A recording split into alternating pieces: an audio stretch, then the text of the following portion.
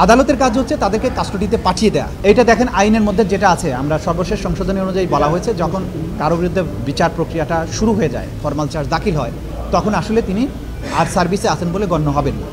বাংলাদেশের একমাত্র smart city Bashundhara এখন আরো নিরাপদ, আধুনিকতায় আরো এক ধাপ এগিয়ে। এটাই হচ্ছে আইনের ব্যাখ্যা। সাব জেলে রাখবেন, ঢাকায় রাখবেন না চট্টগ্রামে পাঠাবেন না অন্য কোথাও রাখবেন, এটা অ্যাবসোলুট অথরিটি কারা কর্তৃপক্ষের, অর্থাৎ সরকারের। আদালতের কাজ হচ্ছে তাদেরকে কাস্টডিতে পাঠিয়ে দেয়া। কাস্টডিটা মেনটেন করেন রাষ্ট্র বা স্বরাষ্ট্র মন্ত্রণালয় অথবা মোর স্পেসিফিক্যালি কারা অধিদপ্তর। সুতরাং কারা কর্তৃপক্ষ তাদেরকে কোন কারাগারে রাখবেন সেটা তারাই নির্ধারণ করবে। ভাই একটা বিষয় যে এই বিষয়ে যে সুবিধা কারা কর্তৃপক্ষ কোন আসামিকে কি পদ্ধতিতে আদালতে হাজির করবেন এটা ডিসক্রিপশন অফ দি কারা কর্তৃপক্ষ। এই ব্যাপারে আমাদের কিছুই বলার নেই।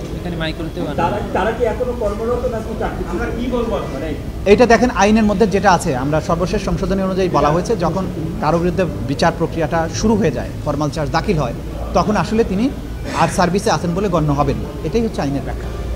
Thank you. যদি বসে তাহলে তো ভালো হয় আমাদের। আদালত হচ্ছে যে কোনো প্রয়োজন বসতে পারে। অনলাইনে কি হয়, অ্যারেস্টেড আসামি আনলে যে কোনো সময়